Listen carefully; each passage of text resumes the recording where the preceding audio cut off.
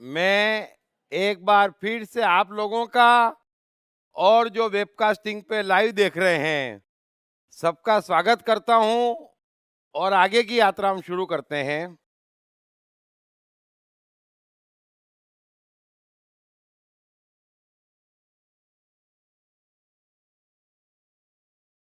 कृष्ण बड़ी गहराई से बड़ी गहराई से मनुष्य जीवन की हर छोटी से छोटी बात पे और प्रकृति की बड़े से बड़ी घटना पर प्रकाश डाल रहे हैं और हमें चाहिए कि हम इसका फायदा उठाएं और हरेक को सुनते वक्त और गीता पढ़ते वक्त भी अपने को चेक करते रहना चाहिए कि ज्ञान के मामले में वो कितना सत्व ज्ञान में स्थित है, कितना राजस और कितना तमस। ऐसी बातें और ऐसा ज्ञान जो कृष्ण दे रहे हैं, ये बार बार सुनने को नहीं मिलेगा। वैसे तो बार बार गीता सुननी और पढ़नी चाहिए। आगे कृष्ण कर्म के भेद बता रहे हैं। कृष्ण कह रहे हैं कि जो कर्म शास्त्र विधि से नियत किया हुआ और कर्तापन के अभिमान से रहित हो तथा फल न चाहने वाले पुरुष द्वारा बिना राग द्वेष के किया गया हो, वह सात्विक कहा गया है। अब कृष्ण ज्ञान के बाद कर्म के प्रकार बता रहे हैं। नियत कर्म, बस। तो जो नियत कर्म है वो एकमात्र सात्विक कर्म है और ये तो कृष्ण कितनी ही बार कह चुके हैं। एक बार फिर आप सुन लेना। आपके पास एक पल है, सामने एक परिस्थिति है जहां पर आप हैं और उस क्षण आप एक ही कर्म कर सकते और उस क्षण आपको क्या करना,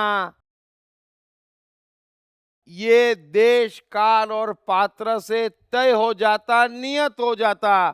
वो मालूम नहीं पड़ता। क्यों? क्योंकि ज्ञाता ज्ञेय ज्ञान सब इतना ओढ़ रखा है कि ऑप्शन क्रिएट हो गए हैं। ऑप्शन है नहीं, एक पल, एक परिस्थिति, एक कर्म, उसमें ऑप्शन कहाँ है? ये जितने भी ऑप्शन मनुष्य ने क्रिएट किए हैं वो उसने अपने आप को ज्ञाता और ज्ञानी बनाकर पैदा किए हैं और अब वो बार बार कंफ्यूज है, क्या करूं? एक ही चीज कर सकते जो नियत है। सो कृष्ण कह रहे हैं कि जो कर्म शास्त्र विधि से नियत किया हुआ यानी अपनी अंतरात्मा से तय किया हुआ है, जो कर्तापन के अभिमान से रहित हो तथा फल न चाहने वाले पुरुष द्वारा बिना राग द्वेष के किया गया हो, वह कृत्य, वह कर्म सात्विक है। अगर मैं नियत कर्म कर रहा हूं तो किसी कीमत पर मैं करता नहीं हो सकता। समझ लेना। अगर मैं किसी और का निर्देश मान रहा हूं तो तय किया हुआ मेरा नहीं हो सकता। सीधी सी बात है। अगर मैं अंतरात्मा की सुन रहा हूं तो मेरा अहंकार करता नहीं हो सकता क्योंकि वो तय नहीं कर रहा। बस। तो नियत कर्म कर्तापन का अभाव, और जब मैं कर नहीं रहा, मैं तय नहीं कर रहा, तो मुझे कारण भी नहीं मालूम कि मैं क्यों कर रहा हूं, है ना। अगर मुझे कारण नहीं मालूम तो फल की लालसा का सवाल ही नहीं उठता, क्योंकि फल और कारण एक साथ है। कारण इस बात का सबूत है कि आपने फल की कामना करी है, समझ लेना। इसीलिए मैं बड़ा सरल उपाय बता रहा हूं। बार बार सब जने पूछते कि फल की कामना नहीं करेंगे तो कर्म क्यों करेंगे। बस ये क्यों ही तो गड़बड़ है। और जब भी ये सवाल उठे मन में, सूर्य को देखना, हवा देखना, पानी देखना और समझ जाना कि यहां पर हर कोई सब कुछ अकारण करता है। एक मनुष्य को छोड़कर ब्रह्मांड की हर चीज सब कुछ अकारण कर रही है। और चूंकि वो अकारण कर रही है, अनंत अनंत समय से कर रही है, लेकिन ऐसा परफेक्शन है उनके कार्यों में कि देखते ही बनता है। इतनी विशाल पृथ्वी, एक दूरी पे जरा कल्पना करना, एक दूरी पे फिक्स टाइम में एक चक्कर पूरा कर रही है, और आज से, कल से या परसों से नहीं कर रही है। तो वो क्यों कर पा रही है? क्योंकि करने का कारण जानने की कोशिश नहीं कर रही है ना। इसलिए कर्तापन नहीं है, और कर्तापन नहीं है तो चमत्कार है।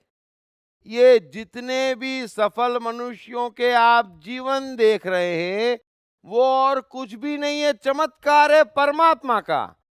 परमात्मा चाहता है कि आपके जीवन में भी वो कुछ चमत्कार करे, लेकिन आप किसी कीमत पर उसे अपने जीवन में आने देना नहीं चाहते। सो नियत कर्म जब तक आप नहीं समझेंगे, और वो तभी समझेंगे जब आपको कुछ भी नहीं मालूम है। यदि आपको इतना सा भी ज्ञान है तो आप नियत कर्म नहीं कर सकते। इतना सा भी किसी भी चीज का ज्ञान है तो आप नियत कर्म नहीं कर सकते, क्योंकि हर ज्ञान आपको ऑप्शन देता है। हर ज्ञान आपको ऑप्शन देता है, और हर ऑप्शन आपको परमात्मा से भटका रहा है। अर्जुन भी कृष्ण से यही कह रहा है कि मेरे पास ऑप्शन है भागने का। कृष्ण कह रहे तू कैसी बात कर रहा है, मुझे तो कहीं कोई ऑप्शन दिखाई नहीं दे रहा है। मुझे कहीं दूर दूर तक कोई ऑप्शन दिखाई नहीं दे रहा है। हाँ, आज से पहले ऑप्शन था। आज से पहले ऑप्शन था। 20 साल से मैं तुम लोगों को समझा रहा हूं। कृष्ण ने अपने जीवन के 30 वर्ष कम से कम पूरी भारत की धरती पे कुर्बान करे कि युद्ध न हो कहीं पर भी। कृष्ण ने जीवन भर एक बार को छोड़कर कभी दो सेनाओं का युद्ध नहीं किया। उन्होंने सीधे के सीधे पाप के मूल का वध किया, एक व्यक्ति का वध किया। कृष्ण उसकी सेना को भी चैलेंज कर सकते थे, है ना, लेकिन नहीं, वो हिंसा हो जाती। सो कृष्ण को युद्ध का शौक नहीं है। अर्जुन, युद्ध का शौक तुमको था, कौरवों को था, इन राजा लोगों को था, और ये युद्ध टालने के सारे ऑप्शन आज के पहले खुले थे। लेकिन अब इस क्षण तू कह रहा है कि मैं भाग जाऊंगा। तू भाग सकता नहीं, किसी को हम समझा सकते नहीं। अरे जो 30 साल में नहीं समझा पाए, वो पल भर में कैसे समझाएंगे। और तू समझाने जाएगा तो सबसे पहले ही तेरे को मार डालेंगे। वेरी गुड, आजा, अकेले में आया है। खोज ही रहे हैं तेरे को, तो ढूंढ ही रहे हैं, समझना, ऑप्शन नहीं है। अब तेरे लिए युद्ध करना नियत कर्म हो गया है। तू उसमें से कर्तापन हटा ले। अब ये नियत कर्म हो गया, उसमें कर्तापन कहां डाल रहा है कि कौन जीतेगा कौन हारेगा, पाप एक ही पुण्य है, ये सारे ख्याल करता करता है, निमित्त ख्याल नहीं करता। समझ लेना, निमित्त ख्याल नहीं करता। यदि आपका कोई अंग पूरी तरह से बिगड़ जाता है, फिर डॉक्टर आपको कहता है कि ऑपरेशन करना पड़ेगा, जान भी जा सकती है।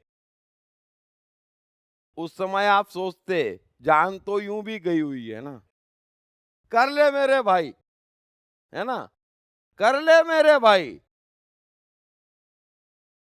ऐसा ही ये युद्ध है। अब कोई ऑप्शन नहीं है, कर्मों की श्रृंखला में तू फंस चुका है। अब ऑप्शन मत खोजे, कर्तापन हटा ले, फल की कामना हटा ले कि कौन जीतेगा कौन हारेगा, कौन मरेगा कौन बचेगा, वो भी सोचना बंद कर ले। राग द्वेष भी हटा ले। ये मत माने कि तेरे शत्रु हैं कौरव, या ये वो कौरव है जिन्होंने तुझे सताया है। राग भी हटा ले। ये भूल जा कि ये तेरे गुरु हैं, ये चाचे हैं, ये दादे हैं। न राग रख, न द्वेष रख, न फल की कामना रख, न कर्तापन रख। ये नियत कर्म है। इस मनोदशा से तू युद्ध कर ले, ये कर्म सात्विक हो जाएगा। समझ लेना आप भी, कर्म वो का वो ही है, पूरा खेल मनोदशा का है।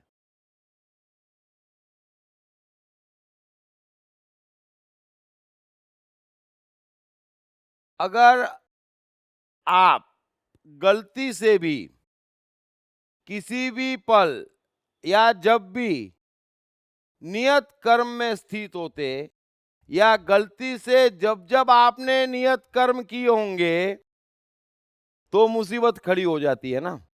जरा समझना इस बात को, क्योंकि नियत कर्म राग द्वेष नहीं रखता, यानी पक्षपात नहीं रखता।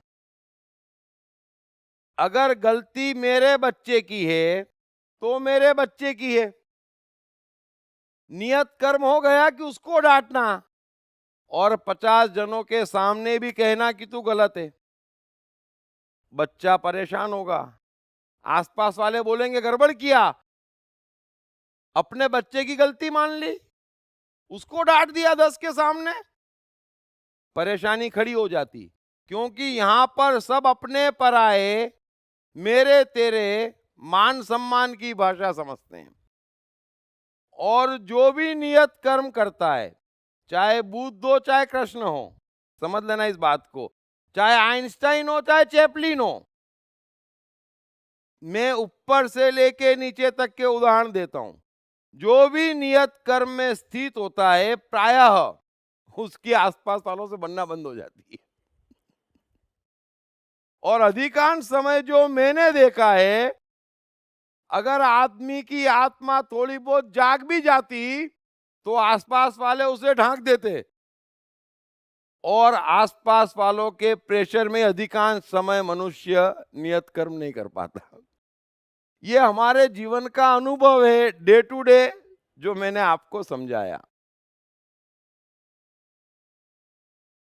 कबीर के जीवन में ये घटना कभी नहीं घटी। उनकी पत्नी लुई और उनके बेटे कमाल ने जीवन भर कबीर का साथ दिया। हालांकि घर पे खाना भी नहीं बचता था, भूखे रहना पड़ता था। और आप मानेंगे नहीं, महीने में एक आध बार सब्जी बनती थी कबीर के यहाँ। सब्जी यानी लग्जरी हो गई, स्वर्ग मिल गया। और उनका जवान बेटा उसके बावजूद हमेशा उनके साथ खड़ा रहा। वरना बुद्ध का भाई देवदत्त हमेशा बुद्ध के लिए मुसीबत खड़ी करता रहा। बुद्ध के पिताजी जब बुद्ध से मिले तो उन्होंने एक ही बात कही, बेटा जरा कोने में आना। और बुद्ध से बोले, देख ये तो मैं देख रहा हूं कि सब जने तेरे प्रभाव में आ रहे हैं, लेकिन तेरी हालत देख के मुझे ऐसा लगता है कि तू बहुत पछता रहा है। मेरे द्वार तेरे लिए अब भी खुले हैं, आजा। अब बुद्ध क्या कहें? धन्यवाद के अलावा क्या कह सकते हैं वे? कुछ नहीं कह सकते। महावीर की लड़की प्रियदर्शनी बहुत खफा थी महावीर से, सारी लिमिट के बाहर की खफा थी वो महावीर से। कृष्ण के अधिकांश बच्चे कृष्ण के खिलाफ थे, क्योंकि कृष्ण जब पहली बार अभिमन्यु से मिले तो अभिमन्यु के हो गए, क्योंकि उनकी संतानों में से किसी में अभिमन्यु का अंश भी नहीं था, है ना। तो बच्चे तो नाराज होंगे ही, समझ लेना इस बात को। अतः आप भी समझ लेना कि धर्म में स्थापित मनुष्य हो सकता है, कभी कोई परिवार धार्मिक नहीं होता। ये बात अलग है कि पूरी की पूरी कौम धार्मिक हो जाती यहां, है ना, पूरी की पूरी कौम धार्मिक हो जाती, लेकिन मनुष्य धार्मिक हो सकता है, परिवार कभी धार्मिक नहीं हो सकता। वो बाधा पहुंचाएगा, और वो बाधा पहुंचाएगा तभी आपकी ट्रेन चेंज होगी और तभी आपका भला होगा। और ये बात जब कृष्ण आगे समझाएंगे तभी मैं आपको समझाऊंगा। लेकिन अभी हर कोई गलत जगह पर गलत व्यक्तियों के साथ गलत धंधे में फंसा हुआ है, और उसका एकमात्र कारण है कि वो नियत कर्म नहीं कर रहा है और उसने अपनी दुनिया स्वयं बनाई है। परमात्मा ने उसके लिए ये दुनिया नहीं बनाई थी। अतः थोड़ा थोड़ा कॉन्ट्राडिक्शन समझना, मेहरबानी करके ज्ञान से बचना। सारी बात का सार ये कि जो कुछ आप सुनते समझते सोच रहे वो गलत है, इस बात को समझना। मैंने आपको समझाया कि अहिंसा शब्द कोई समझता नहीं है आसानी से।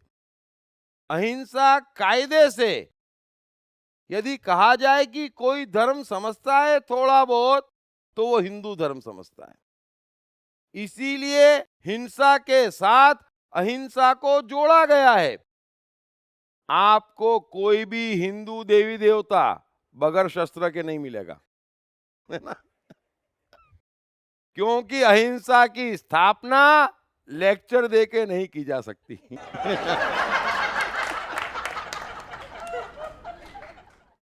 और कृष्ण पूर्णतः अहिंसा में स्थित है, और पूर्णतः अहिंसा में स्थित होने का अर्थ ही ये है कि अगर अहिंसा की स्थापना करने के लिए तीनों लोकों का नाश भी करना पड़ेगा तो मैं कर दूंगा, लेकिन हे अर्जुन, उस कृत्य में रत्ती भर पाप नहीं होगा, इस बात को समझना। अतः क्रोध और प्रेम अलग अलग नहीं है।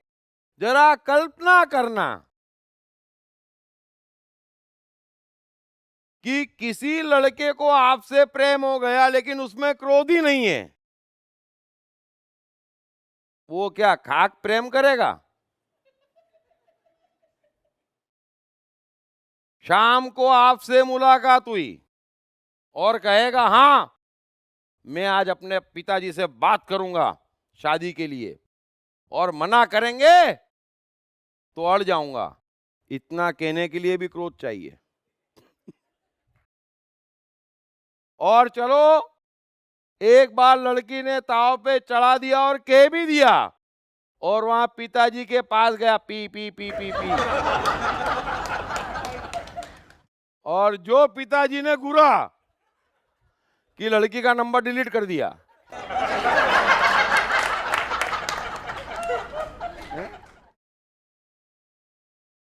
अरे जिसमें क्रोध नहीं है वो प्रेम करेगा?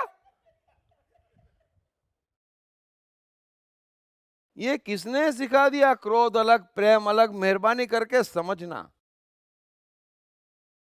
ये सब चीजें हमारे जीवन में उपयोगी है, और मैं आपको प्रेम से समझाने की कोशिश कर रहा हूं।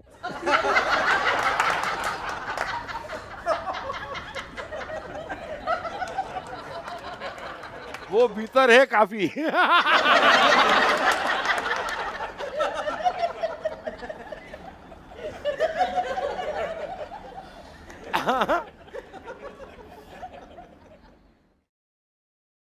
अतः हम नियत कर्म में रहे और बाकी की फिक्र न करें।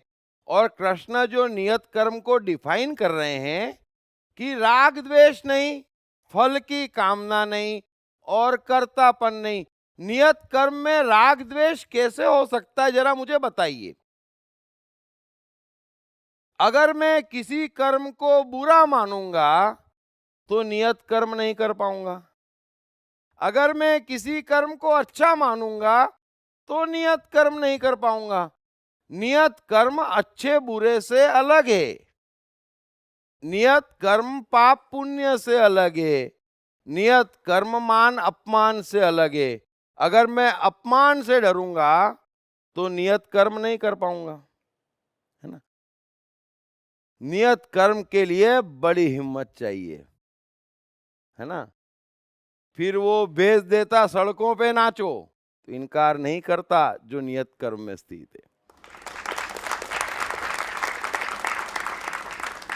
अगर वो भेजता कि भाई मुझे तेरे थ्रू कुछ सिद्ध करना है, तू नग्न हो जा, लेकिन नियत कर्म है, भीतर परमात्मा बलवान है, वो चिंता नहीं करता कि दुनिया क्या कहेगी और दुनिया मुझे कैसे स्वीकारेगी, कहीं पागल तो नहीं मान लेगी। समझ लेना, ये महावीर है, इसीलिए उन्हें वीरों का वीर महावीर कहा जाता है। नियत कर्म से इनकार नहीं है, क्योंकि हम परमात्मा के हैं। तुझे हमारे साथ जो करना है कर ले, दुनिया हमारे साथ कुछ नहीं कर सकती, क्योंकि हमारे में बुद्धि अहंकार ही नहीं है ना। दुनिया सर्टिफिकेट किसको देती है? आपके बुद्धि अहंकार को, वो तो हमारे पास है नहीं। तो हम नियत कर्म कर रहे हैं, और हर नियत कर्म करने वाले के जीवन से परमात्मा एक बात सिद्ध करवा रहा है। ये भी मैं आपसे गहरी बात कह रहा हूं, और महावीर के जीवन से सिद्ध होता है कि शून्य परिग्रहण के बावजूद मनुष्य शान से जी सकता है ना। और मनुष्य कुछ भी ग्रहण न करना चाहे तो भी 6 किलो का पैदा हुआ मनुष्य वापस 6 किलो का होके नहीं मर सकता है। ये दोनों बात महावीर ने सिद्ध कर दी। तो परमात्मा हमारे पैदा होते ही हमें दे रहा है, हम उसे कुछ भी नहीं दे सकते। ये हमारी लिमिटेशन है, ये महावीर ने बता दी। अब दुनिया में आप कहते दुख है, अब ये महावीर खड़े हैं जिनके पास वस्त्र तक नहीं है, रहने को घर तक नहीं है, रिश्ते के नाम पे कुछ भी नहीं है, उनको कष्ट नहीं है। होने को 25 की खतरनाक बीमारी लग गई तो भी कष्ट नहीं है, और हमें कष्ट है, तो कहीं ना कहीं हमारे कंप्यूटर में गड़बड़ है ना।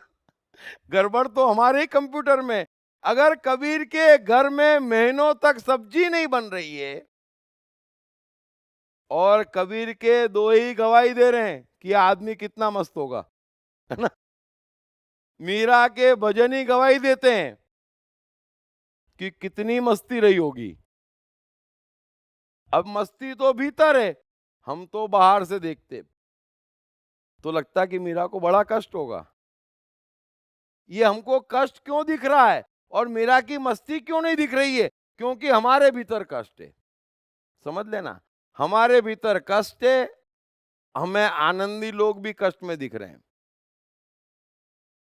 सो नियत कर्म का अर्थ है पाप पुण्य मान अपमान तेरा मेरा सबसे दूर है, और वो करने के लिए बड़ी हिम्मत चाहिए। और वो तभी कर सकते जब आपको कोई ज्ञान नहीं है। मेरे ख्याल से छोटी सी बात मैंने आपको समझाई। अगर आपका बच्चा है तो फिर आप जीवन में उसके साथ नियत कर्म नहीं कर पाएंगे, है ना। और यही गड़बड़ हो रही है, यही गड़बड़ हो रही है। यहां पर कोई मनुष्य अपने बच्चे के साथ भी नियत कर्म नहीं कर पा रहा है।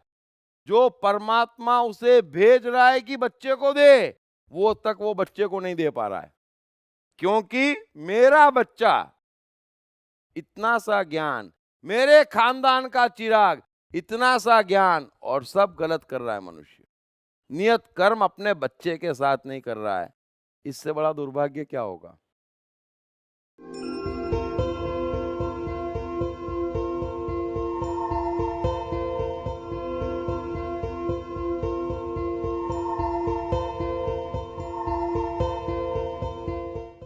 कृष्ण ने जय श्री कृष्ण तक का सफर कैसे तय किया? ये कोई साधारण सफर नहीं था, लेकिन ये इतना मुश्किल भी नहीं है। आप भी कृष्ण जैसा एक हसीन और सफल जीवन जी सकते हैं। पढ़िए बेस्ट सेलिंग लेखक दीप त्रिवेदी द्वारा लिखित मैं कृष्ण हूँ। ये किताब अंग्रेजी, हिंदी तथा गुजराती में सभी प्रमुख बुक स्टोर्स और ई-कॉमर्स साइट्स पर उपलब्ध हैं। आपने हजारों कहानियां सुनी और पढ़ी होंगी, लेकिन बेस्ट सेलर्स मैं मन हूँ और मैं कृष्ण हूँ के लेखक दीप त्रिवेदी अपनी नई किताब 101 सदाबहार कहानियां में सर्वकालीन सर्वश्रेष्ठ कहानियों और चुटकुलों को और भी रोचकता प्रदान करते हुए उनके गहरे साइकोलॉजिकल और फिलोसॉफिकल पहलुओं को सार के रूप में अपने ही अनोखे अंदाज में समझाते हैं। इस किताब में वर्णित कहानियाँ आपको महापुरुषों, दार्शनिकों एवं वैज्ञानिकों की रोमांचक दुनिया की सैर पर ले जाती हैं, जिन्हें पढ़कर आपको न सिर्फ मजा आएगा बल्कि इससे आपके जीवन में आवश्यक सकारात्मक परिवर्तन भी आएगा। यह किताब अंग्रेजी, हिंदी, मराठी तथा गुजराती में आत्मनिष्ठो.com और सभी प्रमुख बुक स्टोर्स तथा ई-कॉमर्स साइट्स पर उपलब्ध है।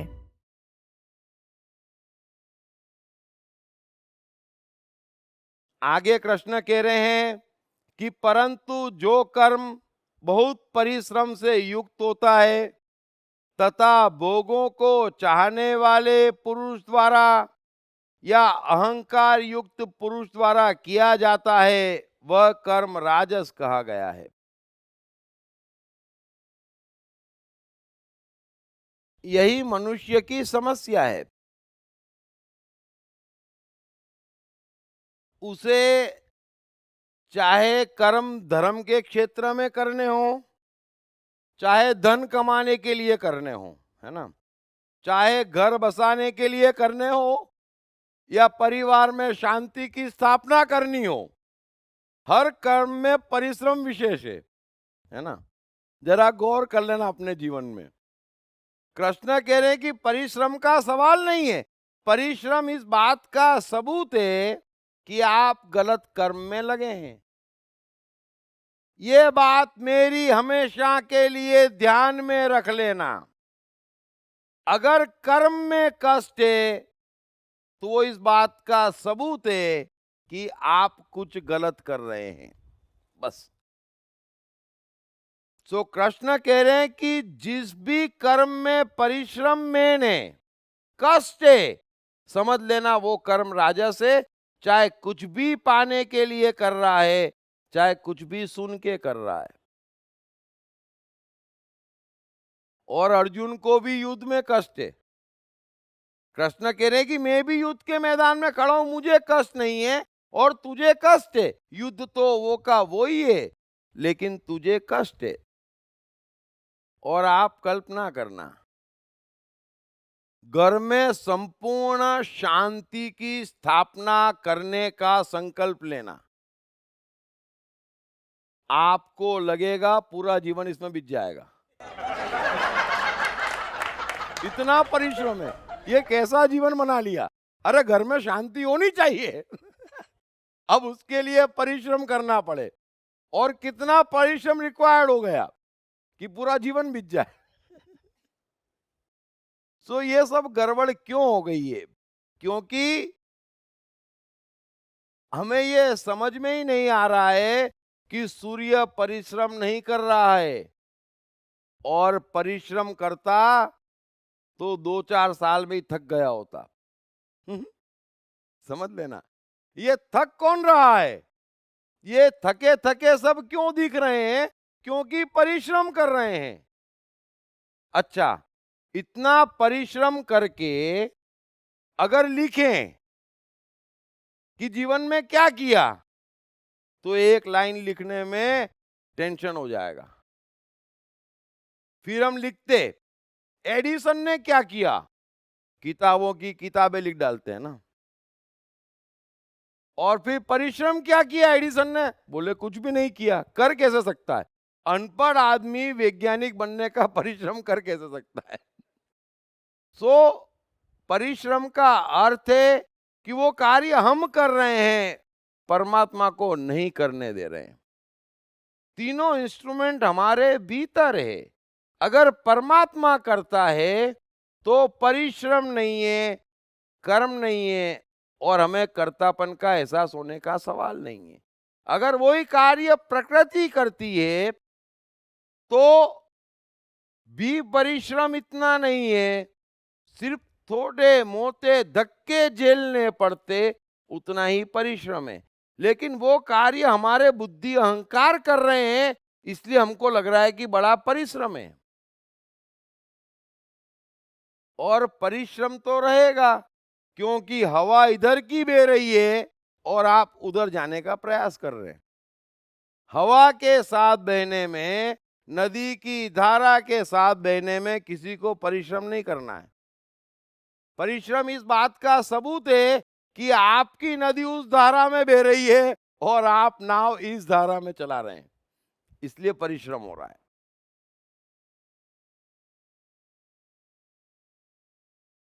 अंत में कृष्ण कह रहे हैं कि जो कर्म परिणाम, हानि, हिंसा और सामर्थ्य को न विचार कर केवल अज्ञान से आरंभ किया जाता है, वह तामस कहा जाता है। ब्यूटीफुल। अभी किसी भी कर्म को करते वक्त जब आप करते हैं, समझ लेना, जब आप करते हैं तो कम से कम परिणाम तो पता होना चाहिए करने से पहले। कायदे से तो ना कारण पता होना चाहिए, ना परिणाम की चिंता होनी चाहिए, यदि नियत कर्म कर रहे हैं। अब नियत कर्म तो नहीं कर रहे हैं, हम कर रहे हैं। यदि हम कर रहे हैं तो परिणाम तो मालूम होना चाहिए ना। यहां पर किसी को परिणाम भी नहीं मालूम है। अर्जुन भी युद्ध से भागने की बात कर रहा है, उसको ये नहीं समझ में आ रहा है कि उसका परिणाम क्या होगा। जरा कल्पना करना, अर्जुन तो अपने को बुद्धिमान मानता है ना, तभी तो कृष्ण से इतने सवाल पूछ रहा है। अरे तू युद्ध से भागेगा तो क्या होगा? क्या युद्ध खत्म हो जाएगा? नहीं होगा। युद्ध तो खत्म नहीं होगा। यदि तू उसे हिंसा कहता है तो वो तो होगी ही, पहली बात। दूसरी बात, तू भागेगा तो तेरे भाई और पुत्र तो बेचारे पहले दिन ही मारे जाएंगे। तू भागेगा, उसका परिणाम क्या होगा? अब परिणाम का भी ज्ञान नहीं है और अर्जुन कह रहा है कि मैं तो भाग जाऊंगा, मैं तो सन्यास ले लूंगा, मैं तो अन्न का दाना खाऊंगा। आप भी जरा गौर करना, यदि कर्म आप कर रहे हैं तो कम से कम परिणाम तो संपूर्णता में देखें। नियत कर्म नहीं भी कर पाते, अकर्ता नहीं भी हो पाते, तो कम से कम परिणाम देखें। उस कर्म से होने वाली हानि पे निगाह बिठाए, उसमें कितनी हिंसा होगी उसका कैलकुलेशन करें। बाकी कुछ आप सुने ना सुने, एक अहिंसा पे मैंने लेक्चर दिया था, वो जरूर सुनना, जिसने ना सुना हो।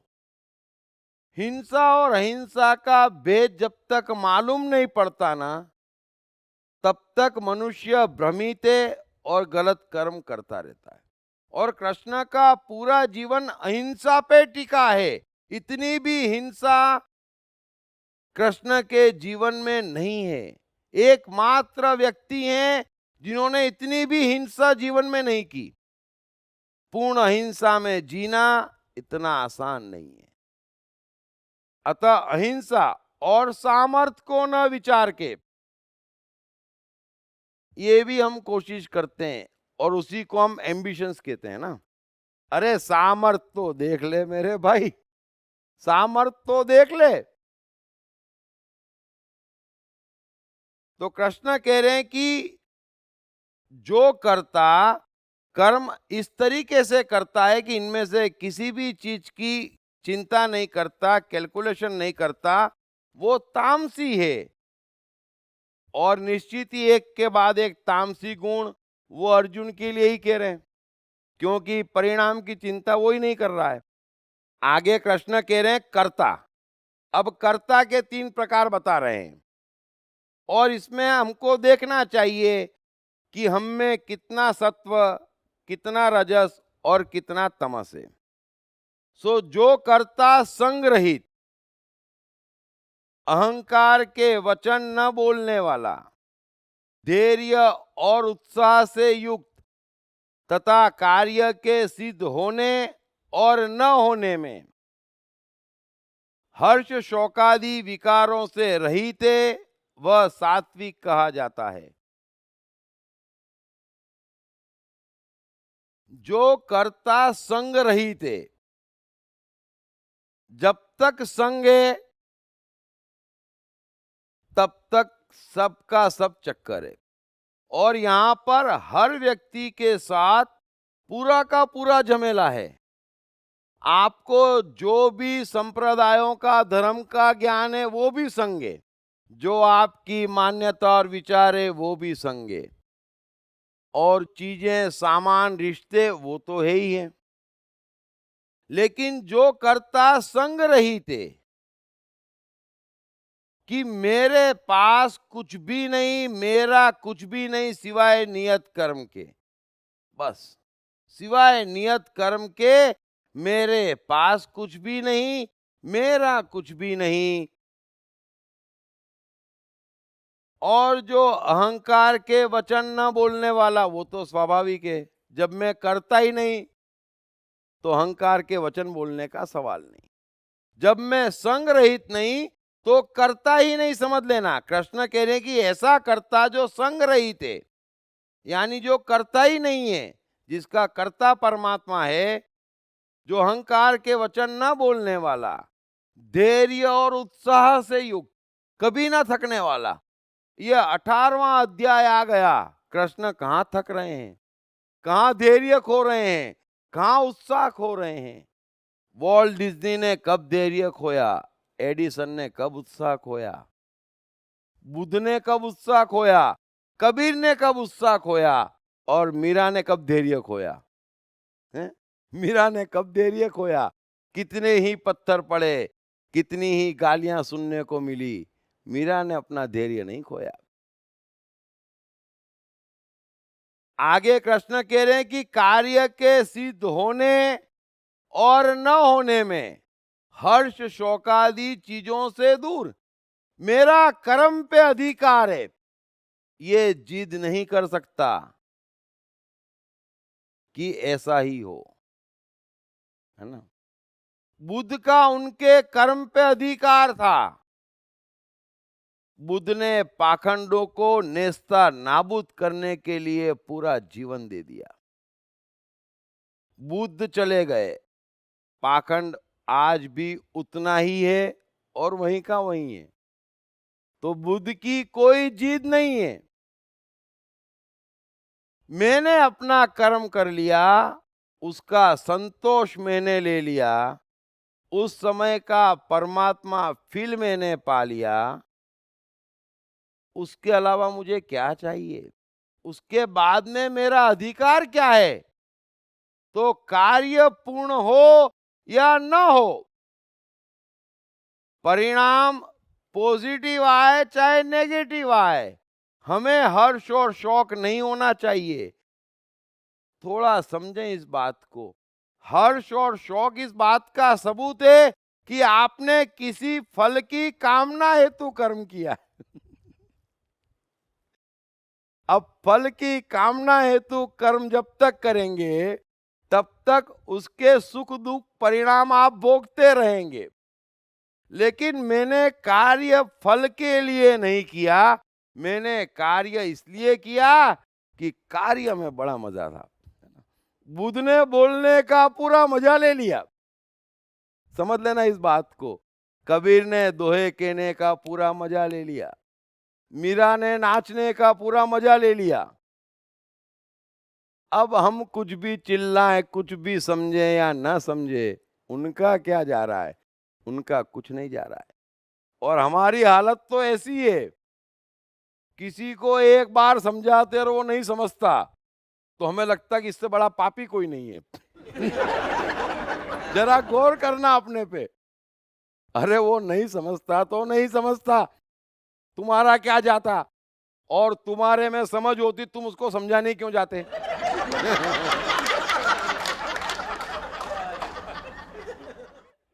है?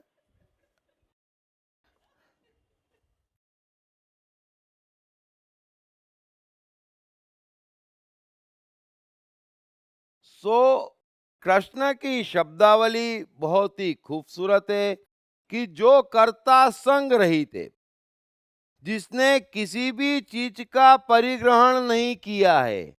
थोड़ा समझना, एक तो दिक्कत क्या आती है, परिग्रहण एक शब्द है और परिग्रहण वस्तुओं का होता वो तो बड़ा ऊपरी है।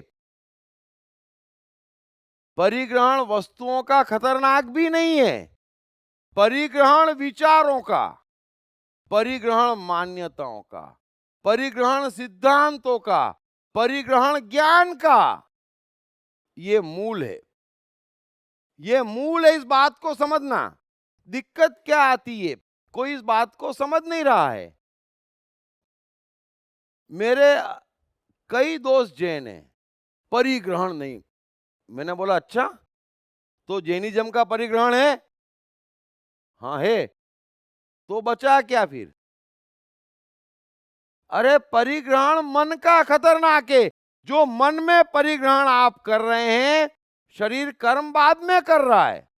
अगर मेरे भीतर कमाने का परिग्रहण है विचार में, तब जाके मैं कमाने का कर्म कर रहा हूं और फिर कमाकर साधनों का परिग्रहण कर रहा हूं कि ये मेरा घर, ये मेरी गाड़ी। अरे वो तो बाद में है। पहला परिग्रहण विचार का है, पहला परिग्रहण इच्छा का है। तो जो कृष्ण कहते हैं संग रहित, वो मन के लिए कहते हैं। आप भी समझ लेना, धर्म का शरीर से कुछ भी लेना देना नहीं है। शरीर सिर्फ इम्प्लीमेंटर है।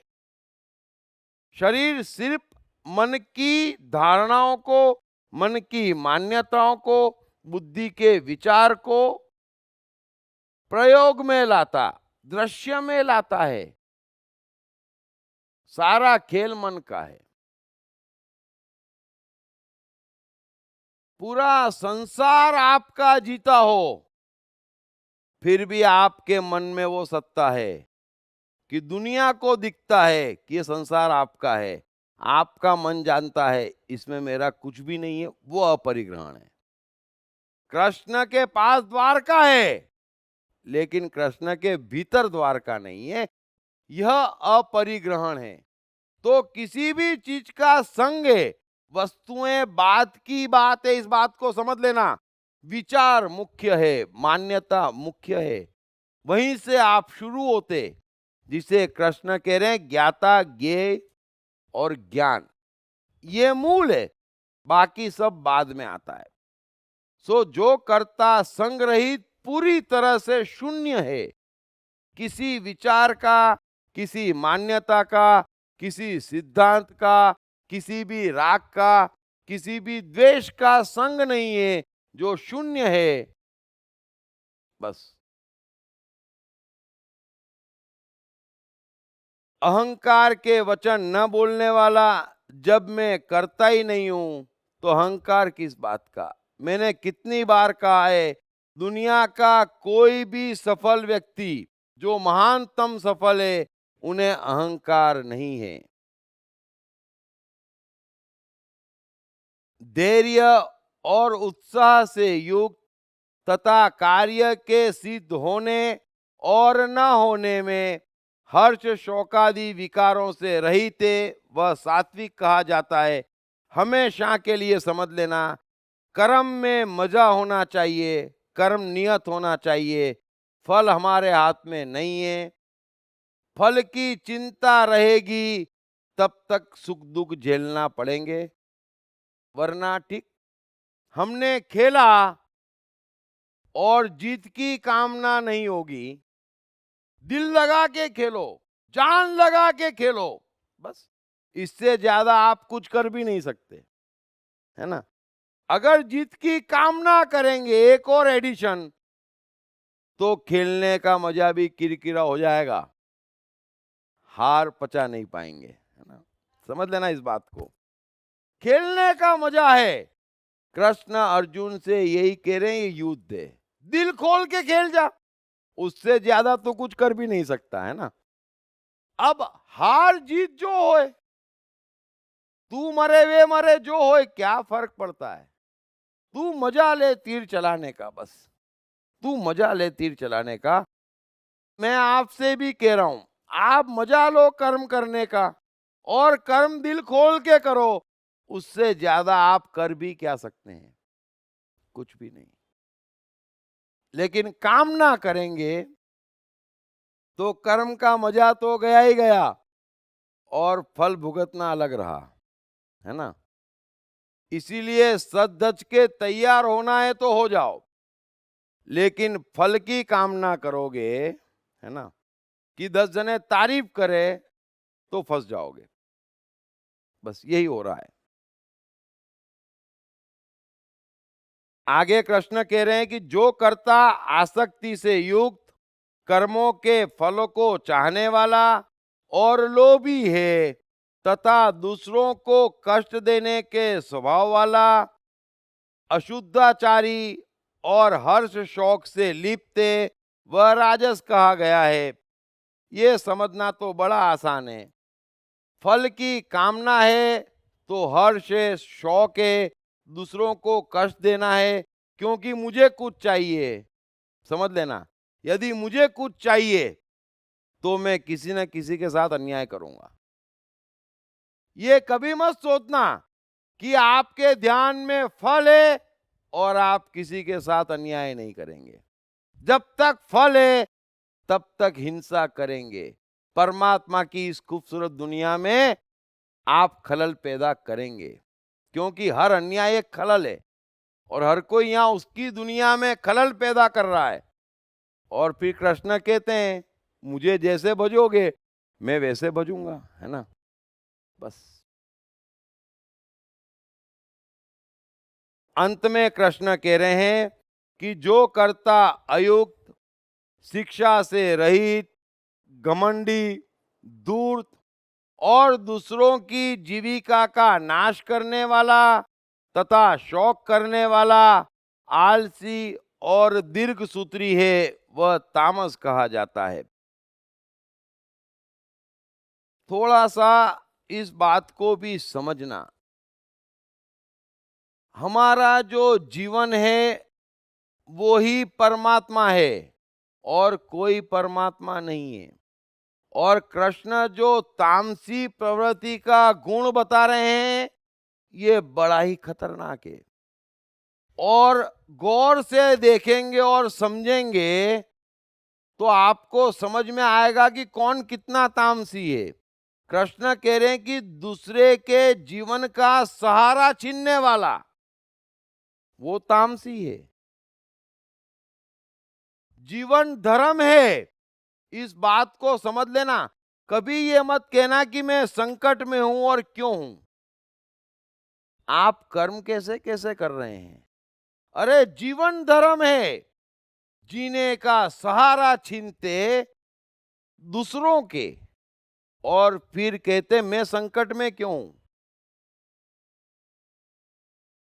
और दूसरों के जीने के सहारे क्या हैं? उसकी आजीविका, जिसके बल पे वो या उसका परिवार खा पी रहा है, चैन से जी रहा है। और दूसरी उसकी आजीविका क्या है? जिस व्यक्ति के जो शौक है, जिस व्यक्ति को जिसमें मजा आ रहा है, बड़े ध्यान से समझ लेना, जिस व्यक्ति को जिसमें मजा आ रहा है उसके भरोसे वो दिन में 12 घंटे मेहनत कर रहा है ना। उन शौकों के भरोसे तो न तो किसी की आजीविका पे न किसी के शौक पे हमला करना। अगर ये दोनों करते हैं तो आप तामसी हैं। और गौर से देखना, यहां पर कोई किसी को हंसता देख ही नहीं पाता है, तुरंत आ जाता है ये भी कोई करने की चीज है, ये भी कोई मजा लेने की चीज है। अरे जिससे आ जाए मेरे भाई, क्या तकलीफ है, आ तो मजा ही रहा है ना। वो बच्चा भी यही कहता, अरे ये भी कोई खेलने का खिलौना है, अरे तो क्या आपसे खेलूं, अरे जिससे मजा आ रहा है खेल रहा हूं।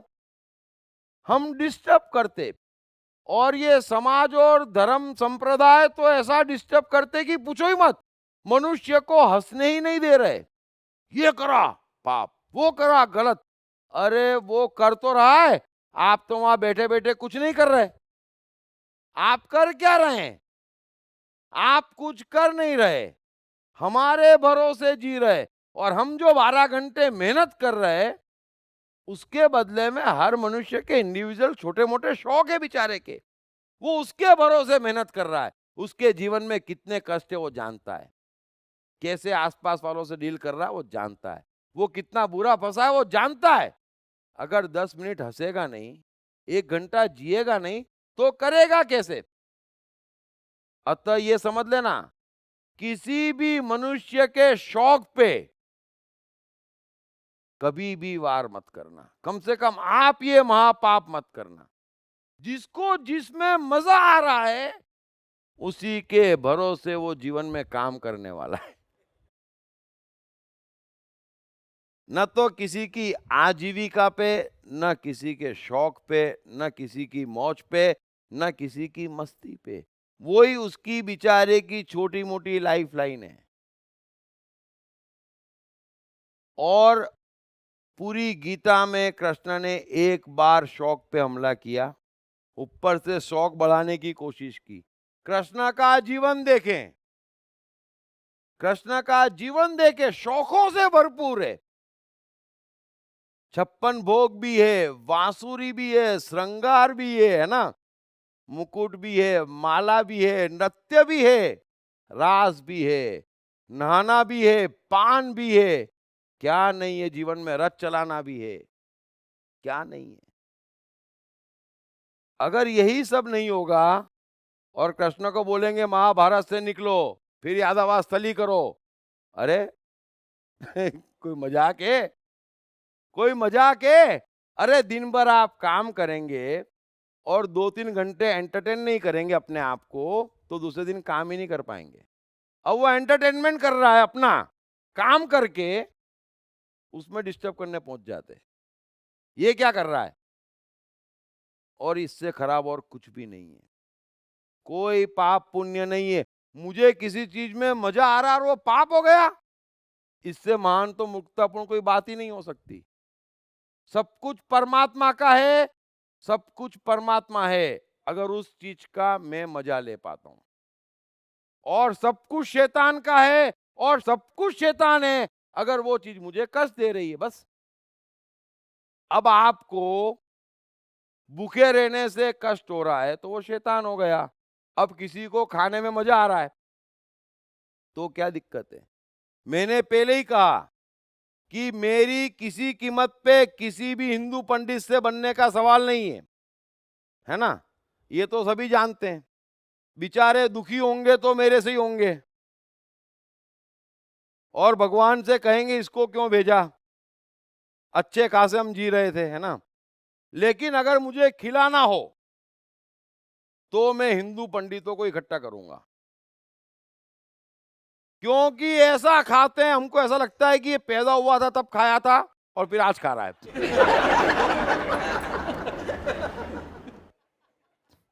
तो जो उनको खिलाने में मजा है वो मैं पूरा लूंगा, है ना। तो समझ लेना ये मजा है। वे खाते हैं, एक कर्म तो अच्छा करते हैं, है ना, और फिर ज्यादा खा लेते हैं तो आराम भी ज्यादा करते हैं, उससे नुकसान भी कम होता है। सो मजा मजा है, और हर मजा को हम एप्रिशिएट करने आए हुए हैं। और आप भी देखना बड़ा मजा आता उनको खिलाने में। हम तो बचपन में देखते तो उसके बाद में तो देखा ही नहीं, क्योंकि रास्ते ही अलग हो गए। लेकिन 7, 8, 6 साल के थे तो देखते थे हमारे फूफा जी इतनी खीर बनाते थे, और बुलाए क्या है, बोले 4 पंडित। मैंने बोला ये पूरा मोहल्ला खाएगा क्या? बोले नहीं, चारों चट कर जाएंगे। और ऐसा मजा आता था पूछो मत। और ज्ञान की बात कर रहे हैं, धर्म की बात कर रहे हैं, भगवान का नाम ले रहे हो, और जैसे ही खाना परोसा गया एकदम मौन व्रत ले लेते हैं। हिंदू पंडित से सीधे जैन मुनि में ट्रांसफर हो जाते हैं।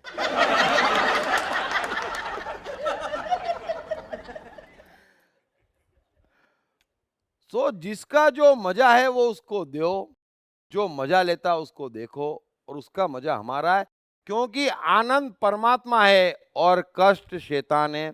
100 बातों की एक बात, अतः तामसी प्रवृत्ति से बचना।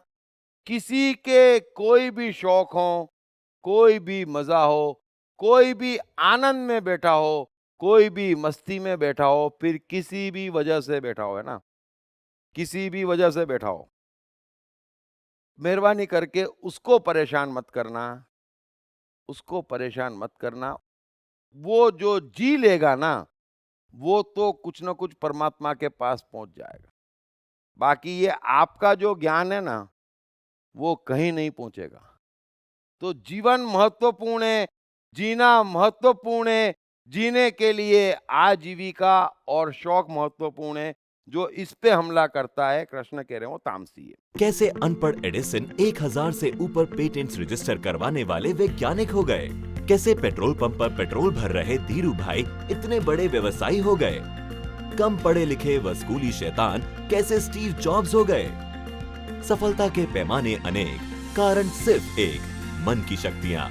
मन की शक्तियों को जगाने तथा एक सुखी और सफल जीवन जीने के लिए पढ़िए दीप त्रिवेदी की बेस्ट सेलिंग किताब मैं मन हूँ। ग्वालों सा जीवन गुजारने के बाद कृष्ण ने द्वारकाधीश तक का सफर कैसे तय किया? क्या है कृष्ण के द्वारका बसाने के पीछे की दास्तां? पढ़िए बेस्ट सेलिंग लेखक दीप त्रिवेदी द्वारा लिखित मैं कृष्ण हूँ। ये किताब अंग्रेजी, हिंदी तथा गुजराती में सभी प्रमुख बुक स्टोर्स और ई-कॉमर्स साइट्स पर उपलब्ध है। क्या है सफलता का सार सूत्र? क्या है जीवन को खुशियों से भर देने का मूल मंत्र? जीवन जीने का क्या है सही तरीका? क्या है कर्म और फल का संबंध? क्या है जन्म और पुनर्जन्म का रहस्य? दीप त्रिवेदी द्वारा भगवत गीता के संपूर्ण 18 अध्यायों के 700 श्लोकों पर की गई इन चर्चाओं में पाइए ऐसे ही कई सवालों के जवाब और समझिए उनके सही अर्थों को। ये तमाम डीवीडीज atman-e-store.com और ई-कॉमर्स साइट्स पर उपलब्ध हैं। आलसी वर्ड लास्ट वाले स्लोक में। माइक लो। एक तो दिक्कत क्या है कि शरीर से तो कोई चीज जोड़ो ही मत, है ना। और मैंने जितने लोगों को देखा समझा है ना, जब भी तामसी की बात आती ना तो सीधे शरीर पे आ जाते। तामसी की बात आती यानी शरीर पे आ जाते। अरे शरीर कहां से तामसी हो गया? शरीर कैसे तामसी हो सकता है बताओ? नहीं, आलस आलस का इसमें। वही मैं कह रहा हूं, आलस मतलब शरीर की नहीं है, शरीर की आलस नहीं है, आलस मन की है कि हमको लगता है ये करना जरूरी है। अभी करते हैं ना यार, ये करते हैं यार, कौन कहता है? मन कहता है। शरीर नहीं कहता है। तो करते हैं यार, टालते हैं यार, है ना। वो कहता है ना कि आज करे सो कल और कल करे सो परसों, इतनी जल्दी क्या है जब जीना है बरसों। जब परमात्मा जब तक कुछ नहीं कहे तब तक अगर हम कुछ नहीं करते हैं तो वो आलस नहीं है ना। रत्ती भर नहीं है। अरे वो तो महा आनंद है, वो हमें करने का कहे ही क्यों, दूसरे करे और हमको भिजवाए तब तो और मजा है? आप क्या समझ रहे हैं, अंबानी ने खुद कमाया, एक आदमी 5 साल में इतना कमा सकता है? अरे दूसरों ने थोड़ा थोड़ा करके इकट्ठा कर रखा था।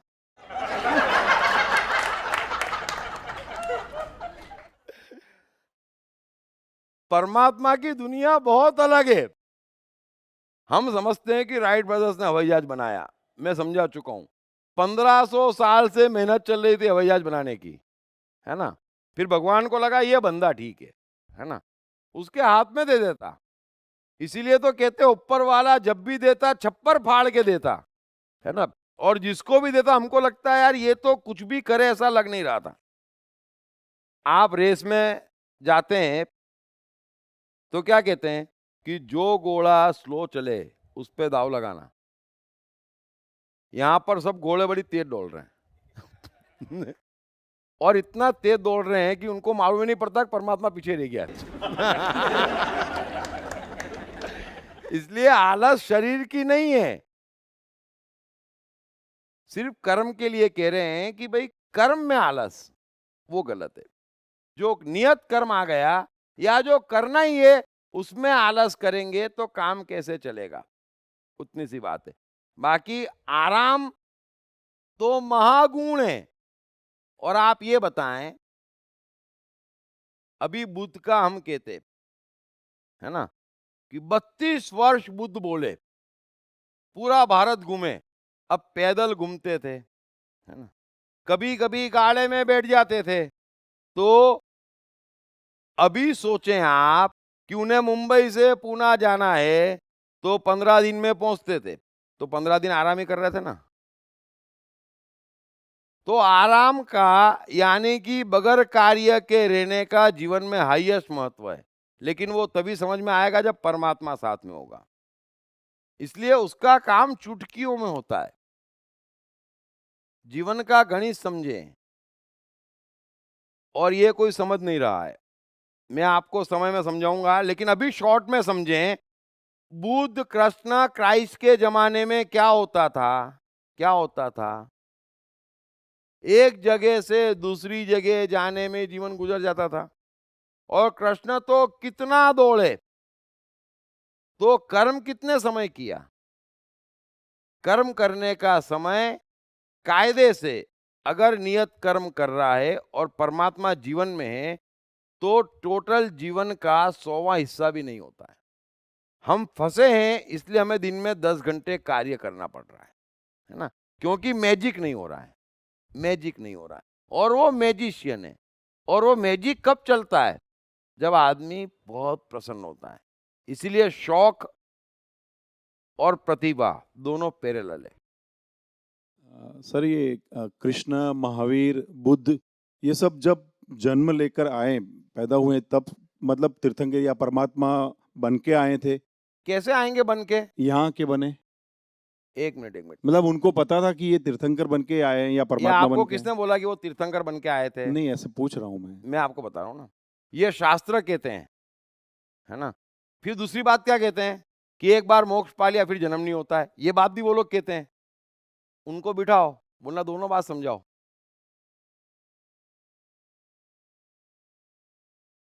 अरे मोक्ष पा लिया था तो आया क्यों मेरे भाई? यहां पर आदमी मोक्ष पाने आ रहा है और अपनी मेहनत से पा रहा है, अपनी लगन से पा रहा है, अपनी प्रकृति से पा रहा है।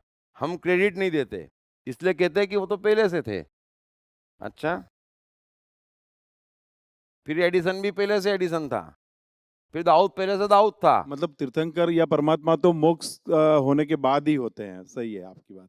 उसके अगर वो बाद में पहले आने से का मोक्ष, प्रश्न ही नहीं है। हाँ मोक्ष हो गया तो फिर आए कैसे? मोक्ष हो गया तो ज्ञान हो गया कि सब में मैं हूं, सब में हूं, फिर आने की जरूरत कहां बची? अगर सब में मैं हूं और सब में हूं तो मैं स्पेशल तो नहीं हूं कि मुझे आना पड़ेगा, मैं सब में हूं, है ना। परमात्मा सब में है, वो अपना काम जो तैयार होगा उससे करवा लेगा, किसी एक पे डिपेंडेंट वो भी नहीं है और इन्हें भी आना नहीं है। सो ये बात ही बुनियादी तौर पे गलत है, ये पूरा का पूरा अज्ञान है। और छोड़े, उनकी चर्चा करने का कोई मतलब नहीं, अपन गीता की चर्चा करें, सबसे बेस्ट है। मैंने यही तो कहा, आप ज्ञान भूलते क्यों नहीं है? वे जो कुछ भी कह रहे हैं उसमें दो सिरे मिलेंगे ही नहीं। और फिर ये सारे शास्त्र काय में लिखे गए हैं? सिरे मिलाने में।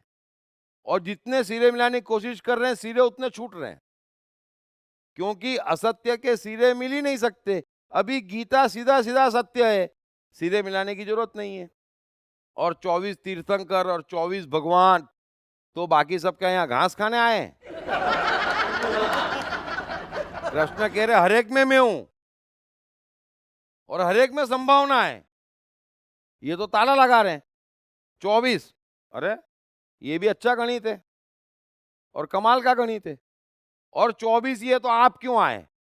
हम तो चलो आए तो आए। लेकिन परमात्मा तो कोई व्यक्ति नहीं है ना, गुण है परमात्मा तो। तो वही तो कह रहा हूं, फिर 24 ही होंगे क्या? नहीं नहीं, वो तो अरे यार कोई भी बन सकता है। इनकी बातें छोड़ें। हाँ, अच्छा, ये क्या कहेंगे 24 ही तीर्थंकर है, आप काहे में लगे बोले तीर्थंकर बनने में? ये लगे मोक्ष में, है ना, और है 24 ही। तो महाराज आपको मिलेगा कैसे? क्योंकि 25वां तो आने वाला नहीं है, 25वां तो आने वाला नहीं है। इसलिए आप 25वां, 26वां, 27वां ले आइए। मतलब कोई भी परमात्मा तो गुण से बन सकता है। अरे परमात्मा एक साइकोलॉजी है, गुण है। मनुष्य की साइकोलॉजी है जो कृष्ण बता रहे हैं। अगर आप में कर्ता भाव नहीं है तो आप क्या हैं? आप परमात्मा है। अब कर्ता भाव पे किसी का ठेका है? कोई गिनती है? अरे एक साथ 500 करोड़ में कर्ता भाव क्यों नहीं जा सकता? अरे कोई गिनती है? 24 ही आदमी सांस लेंगे, ऐसा है क्या? तो छोड़े उनकी ये सब बातों से, हम लोग बहुत ऊपर उठ गए हैं। अब हम वैज्ञानिक जमाने में, उनको क्या मालूम कौन तीर्थंकर और कौन भगवान, क्या शास्त्र है। ये तो गीता पढ़े तो उनको लगे हाँ धर्म सच्चा है। वो जो धर्म सुनते आ रहे हैं उसमें किसका विश्वास है? किसका विश्वास है? अरे किसी भी वैज्ञानिक खोज को आप भगवान का नाम तो देके दिखाओ, सारे वैज्ञानिक चिढ़ जाते हैं। हमारी दुनिया में उसका काम नहीं है। क्यों? क्योंकि इन्होंने जो शास्त्र लिखे उसमें कोई भी बुद्धिमान फंसता नहीं है। इसलिए उनकी बातें छोड़े। कृष्ण क्या कह रहे हैं? आत्मा का इतना सा छींटा जागेगा तो अर्जुन तू सुने हुए और सुनने में आए तमाम वचनों से मुक्त हो जाएगा। मुक्त इनके वचनों से होना है। कृष्ण जो कह रहे हैं वो तो आप जानते हो, है ना। कृष्ण ने कहा कि मैं 24वां हूं, मैं विष्णु का अवतार हूं, मैं हिंदू भगवान हूं। तो कृष्ण भूल गए होंगे शायद। तो फिर इन शास्त्रों की छोड़ो ना।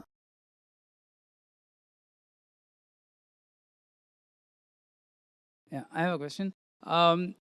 हम अगर दो ऐसे विभाग करें कि जो आध्यात्मिक क्षेत्र है और जो शास्त्र आप जो रिफर करते हैं, शास्त्र क्यों पढ़े वगैरह, आई अंडरस्टैंड, लेकिन वैज्ञानिक क्षेत्र जो है साइंटिफिक, इसका रिसर्च वगैरह, तो जैसे न्यूटन ने भी कहा कि we can see further because we stand on the shoulders of giants, यानी पहले कोई वैज्ञानिकों ने जैसे गैलीलियो ने वगैरह काम किया है और वो हमने पढ़ा है, उसके बेसिस पर उसके फिर और दूरदृष्टि होती है। तो वैज्ञानिक क्षेत्र में तो शास्त्र मतलब यानी जो साइंटिफिक टेक्स्ट है वगैरह वो कोई पढ़े तो उसको इसके साथ कंपेयर नहीं ना किया जा सकता, मतलब उनको तो पढ़ना एक पड़ता। मिनट मेरी बात सुन लेंगे। आप किसी फर्म में अकाउंटेंट है, आपके अकाउंट्स में मास्टरी है, तो आप वैज्ञानिक सूत्र क्यों पढ़ेंगे? आप अपनी लाइन छोड़ते हैं, उसको ज्ञान कहते हैं। मुझे जो आवश्यक है, अंबानी जब पेट्रोल पंप पे पेट्रोल भर रहे थे, उस समय उन्होंने रेलवे स्टेशन पे कभी मैनेजमेंट की किताब नहीं खरीदी थी, है ना। ये किताब खरीदने की कब आती है? जब परमात्मा बोलता है कि ऑल सेट, अब तुझे मैनेजमेंट सीखना ही पड़ेगा।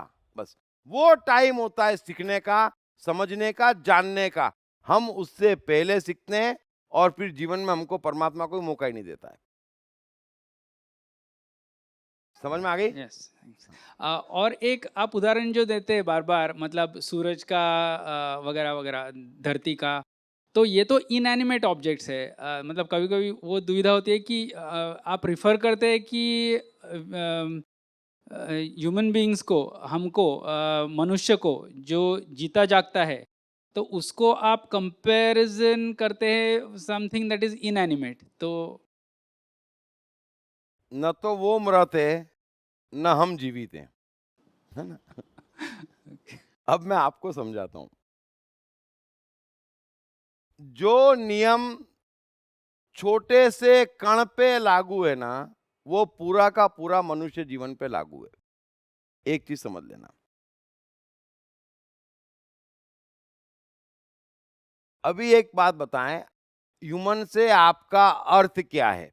समझना। एक चीज, एक मिनट, एक मिनट। ये पूरा धर्म क्या कह रहा है कि शून्य हो जाओ। शून्य हो जाओ यानी क्या हो जाओ? सूर्य हो जाओ। सूर्य हो जाओ। शून्य हो जाओ यानी क्या हो जाओ? मर जाओ।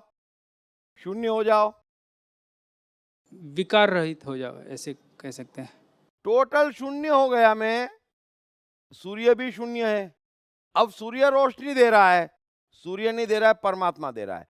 मैं भी शून्य हो गया यानी जड़ हो गया। अब मेरे थकी जो कुछ भी करना करवाना है वो परमात्मा कर रहा है, मैं तो हिल ही नहीं रहा, है ना? अभी क्या हो रहा है, हम समझ रहे कि हम मनुष्य है, तो घर में कोई बीमार हुआ तो हम रोने लग जाते हैं। अब आसमान में इतने तारे हैं, एक तारा टूटा तो 100 तारे आंसू नहीं बहाते हैं। अगर वे आंसू बहा ले तो नए तरीके की बाढ़ आ जाए यहाँ, है ना? तो हम जिसको ह्यूमन समझ रहे हैं ना, वो हमारी कमजोरी है। समझ में आ गई बात? ये बात सबके समझ में आ गई? हम विशेष हैं, हमारे में चेतना है, वो किसके पूर्ति है कि हम क्रिएट कर सकते, सूर्य क्रिएट नहीं कर सकता। बस इतना सा फर्क है। लेकिन हमें क्रिएट वही करना है जो परमात्मा भेज रहा है।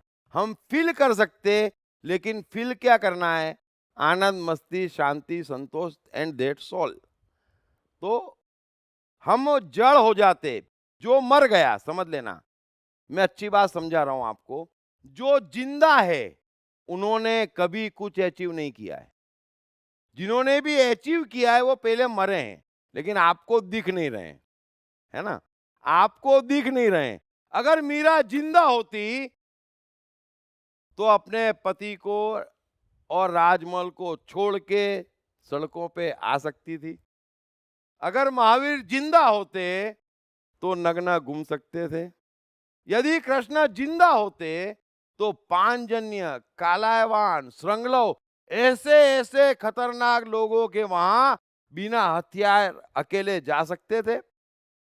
अगर क्राइस्ट जिंदा होते, यदि बुद्ध जिंदा होते, तो क्या वे लोग वे कार्य कर सकते थे जो उन्होंने किया? अरे पूरे 2 करोड़ हिंदू हैं और बुद्ध खड़े हो गए हिंदू धर्म के खिलाफ, तो पहले मरे होंगे तब ये कार्य करा है। सारे के सारे यहूदी हैं और क्राइस्ट खड़े हो गए। जिंदा व्यक्ति ने कभी कुछ अचीव नहीं करा है। मैं आपको एक ऊंची साइकोलॉजी बता रहा हूं जिसका भी समय नहीं है, लेकिन मैंने कहा ना, आप पूछेंगे तो छोटी मोटी टैबलेट तो देना ही पड़ती है। पूरा विज्ञान में नहीं कह सकता क्योंकि ये बड़ा विज्ञान है, लेकिन आपको शॉर्ट में समझाया कि आप जिंदा इससे तो कुछ नहीं कर पा रहे हैं। जिंदा व्यक्ति क्या करता है? हिलता रहता है। ये मुर्दा हिलते ही नहीं है, और हिलते नहीं है तो फिर कमाल कर जाते हैं। तो आप कमाल करना चाहते तो मर जाओ।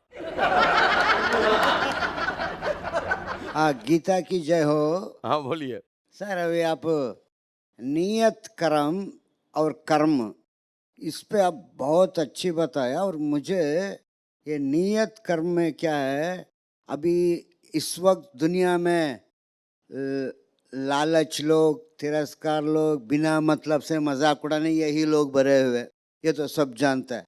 अभी हम लोग नियत कर्म जहाँ जहाँ करता है वहाँ सारे, आप भी बताया था हमको, विरोध, तिरस्कार या पागल इस तरह समझ के एक जैसा कोना कर देता है। अब ऐसी हालत में अब हम करें क्या, बताइए थोड़ा। मैं बता रहा हूं, फिर आप पूछ रहे हैं, एक बढ़िया नियम आपको बता रहा हूं। ये संसार, समझ लेना, जितना आपको गलत समझेगा और जितना गलत व्यवहार करेगा, परमात्मा उतना आपसे अच्छा व्यवहार करेगा। जय हो। और ये संसार की कोई औकात नहीं है कि आपको कुछ दे देवे, देने वाला परमात्मा है, बरोबर है। तो इन्होंने तो बुद्ध के साथ भी वही किया,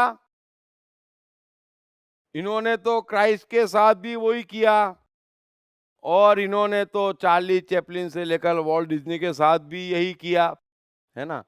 और मरने के बाद भी ये सबके साथ यही करते रहते हैं। तो ये संसार इस बात का सबूत है ना। अगर सबको ही एक स्वर में कह दे कि आप गलत हो, तो समझ लेना सर्टिफिकेट मिल गया, हम सही हैं।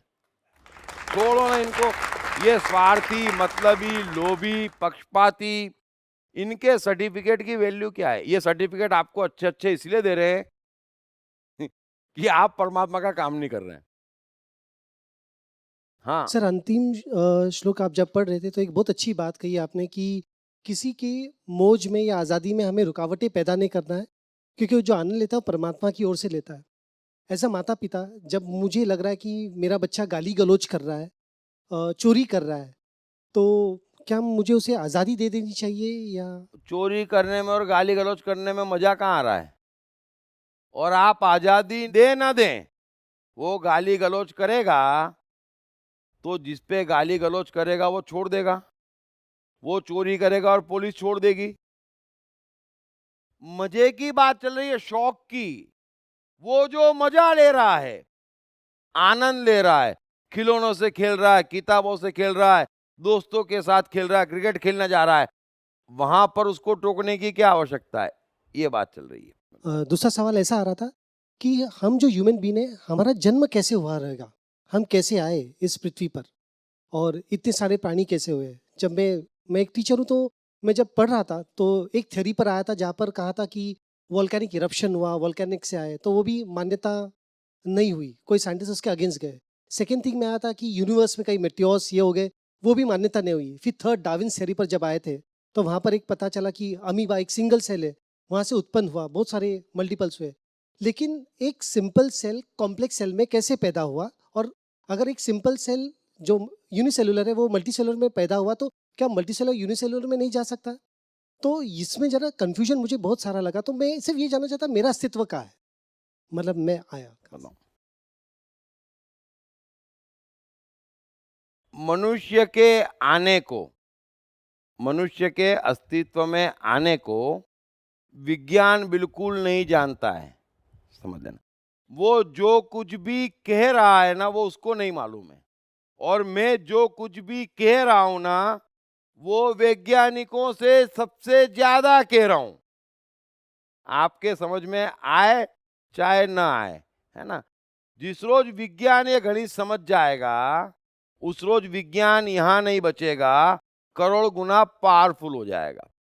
इसलिए विज्ञान को इस जगत के अस्तित्व का कुछ भी पता नहीं है। इसलिए गैलीलियो, न्यूटन या इनका कुछ काम नहीं है, और उस डायरेक्शन में विज्ञान ने अभी पहला कदम बढ़ाया भी नहीं है। ये बात तो खत्म हो गई एक। दूसरी बात, आपका जो सवाल है कि मनुष्य अस्तित्व में कैसे आया, और ये तमाम सवालों का जवाब जब गीता खत्म होगी और अगली बार हमारे लेक्चर शुरू होंगे, जब समय साइकोलॉजी सत्य पे, उसमें इन तमाम सवालों का जवाब मिल जाएगा। इसलिए विज्ञान में आप मत खोजें। अभी फूल कैसे बना, तो विज्ञान का काम नहीं है फूल बनाना। विज्ञान की अथॉरिटी है जड़ पदार्थों से प्रयोग करना। धर्म की अथॉरिटी है जीवित पदार्थों से प्रयोग करना। दोनों फील्ड ही अलग है। समझ गए आप? और इन दोनों का मिलन हुए बगैर मनुष्य चमत्कार पे चमत्कार नहीं कर सकता। और मैं सारी कोशिश वो कर रहा हूं कि ये जो भाग गए सारे वैज्ञानिक धर्म से, मैं उन्हें यही समझाना चाह रहा हूं कि आपने जो धर्म सुन रखा है उससे तो भागना बुद्धिमानी है, तभी आपने प्रगति करी। लेकिन वास्तव में धर्म वो नहीं है। धर्म ये है, जीवन के सिद्धांत है, उसको आप अपना लेंगे, वो ही विज्ञान पे लागू है। आप धार्मिक हैं, गीता के हिसाब से हर वैज्ञानिक धार्मिक है, और दुनिया के हिसाब से अधिकांश वैज्ञानिक नास्तिक है। बस इसी ब्रिज को मैं फांदना चाहता हूं।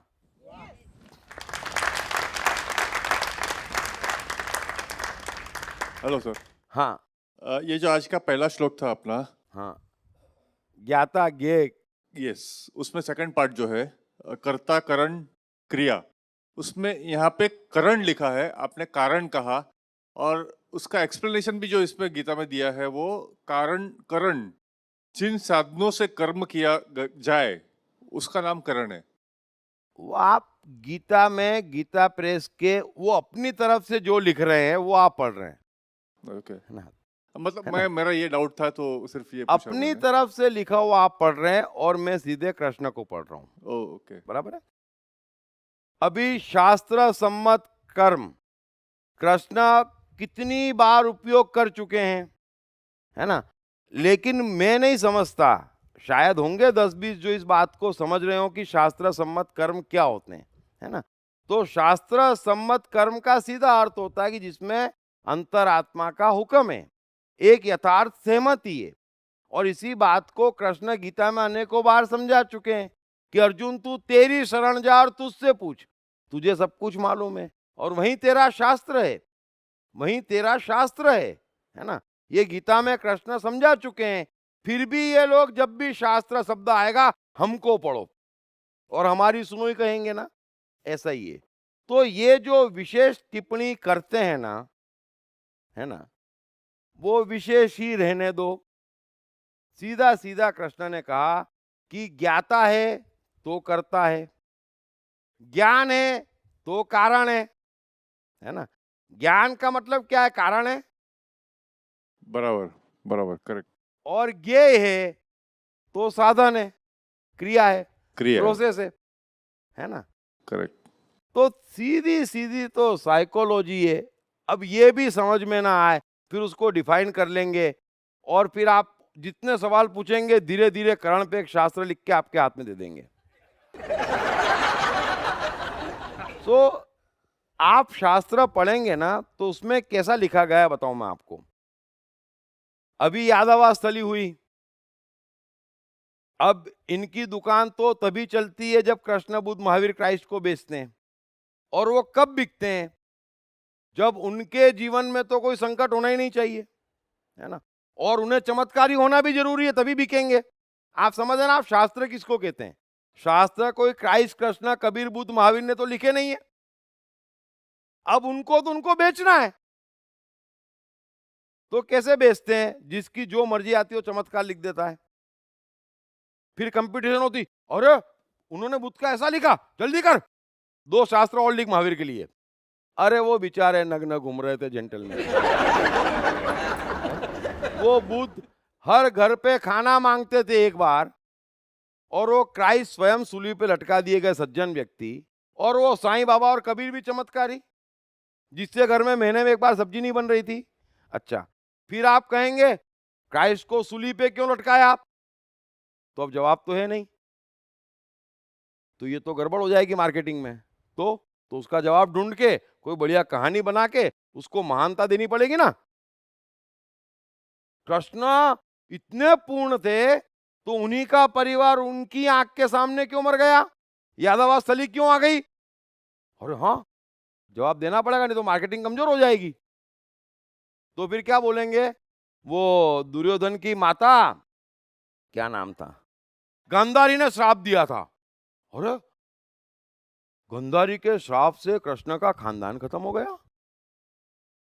गांधारी इतनी बड़ी थी क्या? हैं? फिर हम कहते हैं महावीर को पेचिस की बीमारी क्यों लगी? अरे वो एक था ना, और कुछ हुआ था और उसने महावीर को श्राप दे दिया था। अरे अरे भाई, पेचिस की बीमारी शरीर को लग सकती है ना, परिवार दुष्ट निकल सकता है ना। अब इसमें कौन सी बड़ी बात हो गई, जरा बताइए। जवाब देना जरूरी है कि आपको तो कुछ मालूम नहीं है, फिर जवाब देते हैं। फिर कुछ नहीं मिलेगा, वो 18 जन्म पहले 1 तारीख को ऐसा हो गया था। अच्छा अच्छा अच्छा, तो फिर आप भी सोचते अच्छा तो साला मेरा 18 जन्म पहले क्या हुआ होगा। अरे ये ऐसी बेकार की बातें हैं कि पूछो मत। मतलब सिर्फ जवाब देने में लिखा गया गलती से, और कंपटीशन में लिखा गया क्राइस्ट ने मरे हुए आदमी को जिंदा कर दिया। क्या बात करते हो, फिर बुद्ध ने पूरी बस्ती जिंदा कर ली, ऐसा? तो महावीर ने पूरी नगरी बसा ली। अच्छा, तो फिर हमारे कृष्णा रह गए, उन्होंने पहाड़ उठा लिया। अरे पर क्या चल रहा है आप? अभी हमको अपने बच्चे की मार्केटिंग करनी हो, या अपने घर पे एक लड़का है ना, हमको मालूम है कि जो इससे शादी करेगा वो मरेगा। लेकिन हमारा लड़का है तो हम जाते बाहर, फिर कोई पूछता लड़का कैसा है, हम कैसी मार्केटिंग करते हैं। क्योंकि लड़का तो बेचना ही पड़ेगा। तो ये सब बेचने की बातें हैं, मेहरबानी करके समझें, है ना।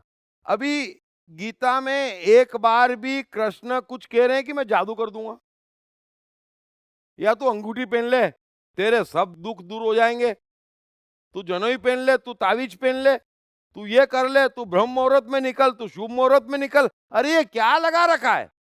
जो बात कृष्ण ने नहीं कही, जो बात क्राइस्ट को नहीं मालूम, जो बात कबीर को उचित नहीं लगी, वो आपने जान ली।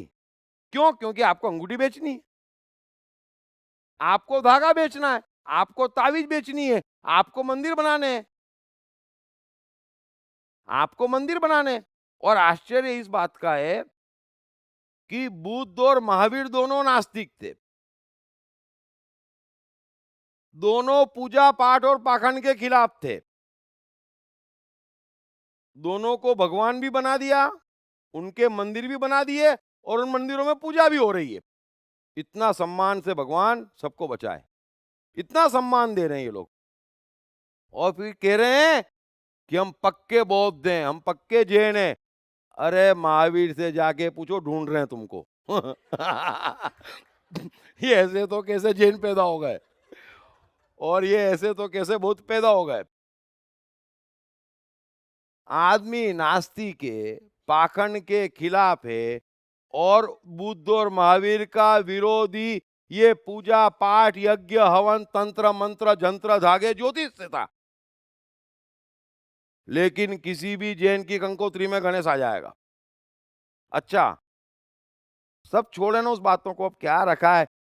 Thank you sir. एक और सवाल, आप कई बार कह चुके हैं ये चीज कि क्रोध के बारे में, कि जितना प्यार होगा जिसके ऊपर उसी के ऊपर क्रोध किया जाएगा, नहीं तो नहीं कर सकते। तो ये थोड़ा सा क्लैरिटी नहीं आ रही है अब तक। मैं सोचा, मैं आपको बता रहा हूँ ना क्लैरिटी, कि काफी मतलब ऐसा होता है कि जिनके मैं आपको अभी तुरंत क्लैरिटी देता हूं।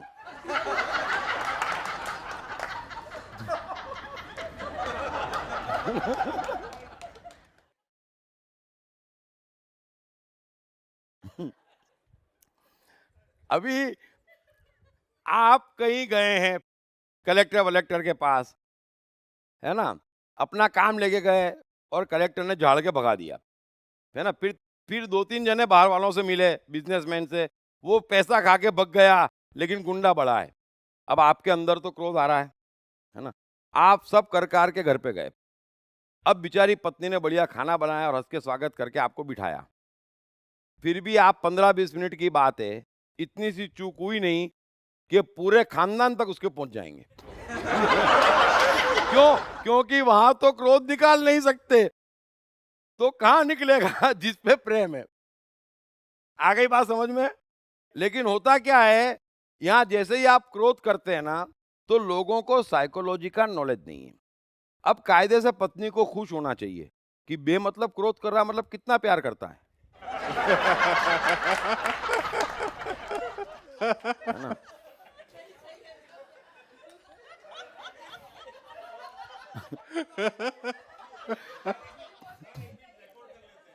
एक मिनट आप सुनो।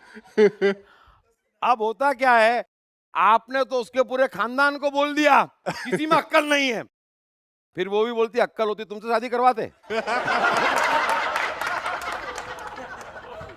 अब ये सिलसिला चल पड़ता है, बात कुछ भी नहीं है। तो दिक्कत क्या है, हमें साइकोलॉजी का नॉलेज नहीं है, हमें जो समझाया गया वो गलत है। आप खुद देखें, अगर हम जमाने भर से परेशान होके आते हैं तो झगड़ा किससे करते हैं? जिस पे अपना अधिकार समझते हैं। तो वो झगड़ा थोड़ा ही है, लेकिन उसको भी समझ नहीं है, आपको भी समझ नहीं, निकालने वाले को भी नहीं मालूम, उसको भी नहीं मालूम। अरे तुमसे ही काम चल जाता था, खानदान तक पहुंचा, मतलब मेरा प्यार तो समझ। वो समझता ही नहीं है बेचारा। यहाँ पर सो क्लियर हो गया? क्लियर क्लियर, थैंक यू तो सो भी मच। मैंने आपको बोला ना 1 मिनट दो।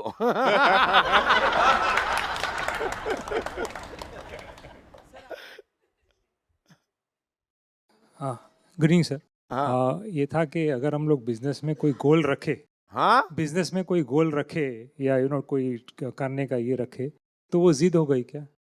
नहीं, आप क्यों नहीं समझ रहे हैं? एक पल, एक परिस्थिति, एक कर्म, बरोबर है। अब उस परिस्थिति में अगर आपको यहां तक का दिख रहा है तो वो गोल कैसे हुआ, मुझे ये बताएं। अरे मैं गाड़ी चला रहा हूं, बरोबर, तो मुझे जितना दिखता है उसी हिसाब से मैं गाड़ी आगे बढ़ा रहा हूं ना, तो जितना दिख रहा है वो गोल कैसे हुआ? एब्सोल्युटली। गोल उससे आगे हुआ जो नहीं दिख रहा है, गोल उससे आगे हुआ जो नहीं दिख रहा है। और मैं क्या तय कर रहा हूं कि मुझे 200 मीटर तो दिख रहा है, और हम तय क्या कर रहे हैं, 1000 मीटर बाद लेफ्ट टर्न लूंगा। अबे खाइए। Okay okay, right. तो 200 मीटर दिख रहा उसको गोल नहीं कहते। तो बिजनेस में एक्सपांशन कैसे होता है कि भाई मैं यहां खड़ा हूं और इतना मेरे सर्कल में क्लियर दिख रहा है, तो उसमें गोल की आवश्यकता ही कहाँ है? वो तो एक्सपांशन में आप भीड़ ही जाएंगे ना। लेकिन यहाँ करते क्या है कि फैक्ट्री है दिन के 100 जूते बनाने की, और बाटा को कैसे बंद करवाएं? अरे भाई, बाटा को बंद करवाने जाएगा तो खुद नंगे पांव घूमना शुरू हो जाएगा। इतनी सी बात है, उसको गोल कहते हैं। जो बाटा को बंद करवाने की बात करें ना, उसको गोल कहते हैं। Okay, right sir, thank you. Deep ji, webcast से यश जी कहते हैं, पहले तो वो कहना चाहते हैं कि उन्हें दीप टॉक्स बहुत पसंद हैं और वो काफ़ी रेगुलरली देखते हैं। हालांकि उनके माँ बाप राजेश जी और विनीता जी हमारे कार्यक्रम में काफ़ी रेगुलरली आते हैं, आज भी शायद यहीं पे हैं।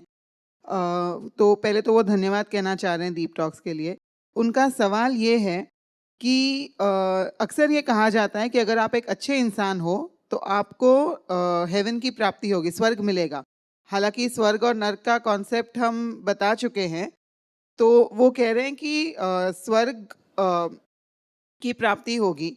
तो क्या एक भिखारी की अवस्था, यानी कि जिनके पास कोई धन खास ना हो, वैसी अवस्था में लेकिन एक अच्छा इंसान बन के धन की स्वर्ग की प्राप्ति होगी, ये सोच के जीना बेहतर है, या एक अच्छा इंसान जिसके पास धन भी हो लेकिन उसे ये नहीं पता कि उसका कल क्या होगा, उसका भविष्य क्या होगा, किस किस्म का इंसान होना चाहिए हमें?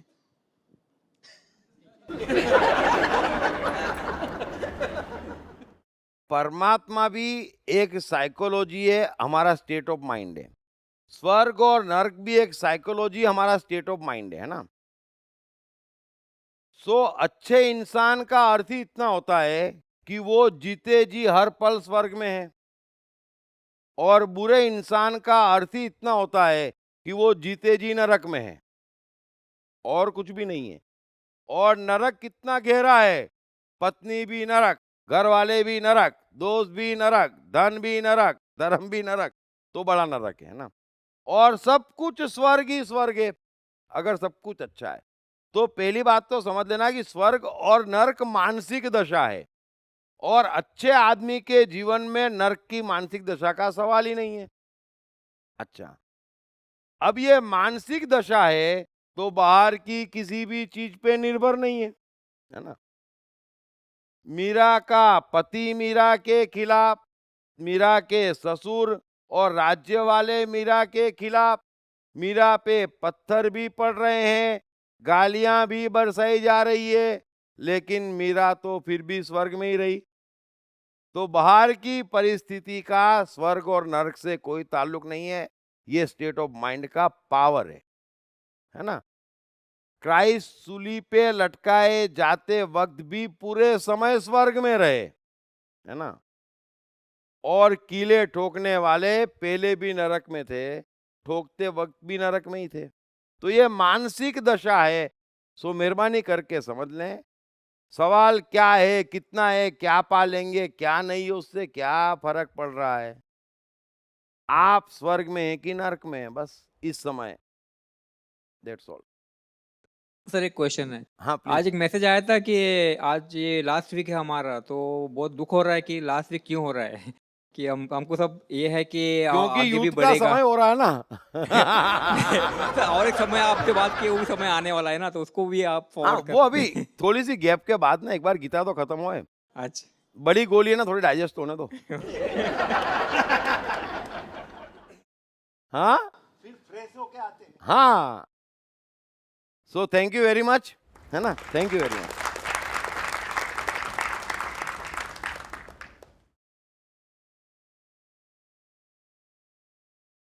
कृष्ण। कृष्ण का बचपन कैसा गुजरा? कृष्ण राधा का प्यार क्या था? कृष्ण ने कितने विवाह किए? कृष्ण की चाइल्ड साइकोलॉजी क्या थी?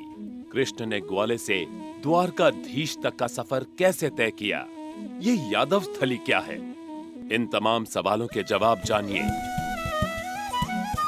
दीप त्रिवेदी द्वारा लिखित किताब मैं कृष्ण हूँ।